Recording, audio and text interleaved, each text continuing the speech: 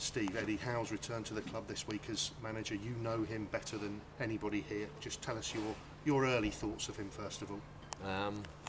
Well, obviously I'm very, very pleased that he's came back to the club. I mean, for all the managers, I personally would have liked to come back. I mean, Gaffer Eddie would have been top of that list.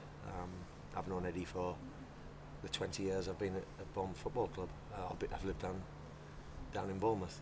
Remember Eddie coming through the youth ranks to a young pro, playing right back, being converted to centre half by Mel Machin, and being a fan's favourite and winning Player of the Year. You know, he always had an old head on young shoulders, and you know, he was always ahead of his years on the pitch and off the pitch, the way he thought about things, and he's very meticulous. Even back then, when I think back to the times when he was younger, you know, he always had a thought process through things, and you don't realise that until later in life, and you analyse situations. But he's been my roommate for many years. You know, some good times on and off the pitch. We've been on trips together with other lads. I've experienced everything really with Eddie, and like I say, the 20 years I've spent in Bournemouth, you know, the majority of the time has been in Eddie's company.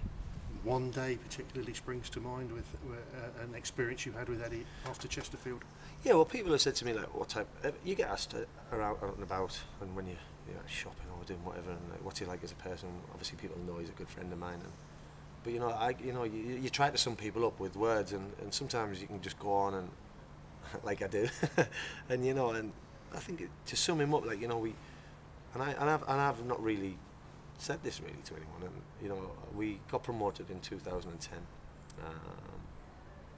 and we'd already promoted, and in the last game of the season we played Chesterfield away, and we were 1-0 up with 20 minutes to go, and they ended up beating us 2-1. They scored on the last kick of the game. It was the last ever game played at Saltergate, and we'd been promoted. The next day we were getting picked up at Poole Harbour on the yachts. We had two fantastic multi-million-pound yachts to take us to the pier at Bournemouth, where we would then get on an open-top bus ride through the town, and I was on the Gaffer Eddie's yacht with Jason Tyndall and a couple of the other boys, and a few of the lively lads were on the other one, and they were all jumping around singing. They had the music going, and our yacht was quite solemn and reserved, should we say, and I looked around, and I was with people like Anton Robinson and Liam Feeney, and we were looking across to the other yacht, and Warren Cummins on, and a few of the other boys, and having a good time, and we were like quite quiet, and I just looked to the front of the yacht, and the Gaffer Eddie was stood there by himself, and I thought, on a day like it should have been, you know, you're celebrating, and it was the day after the final game of the season, and fantastic achievement what he'd done, and the club and everything. I thought he'd be buzzing inside, and went to him. I went, "You okay?" And he went, "Yeah." And I could see something was wrong, and I said, "Is it the game from yesterday?" And he said to me, "It's big, and it's the only thing I can think about."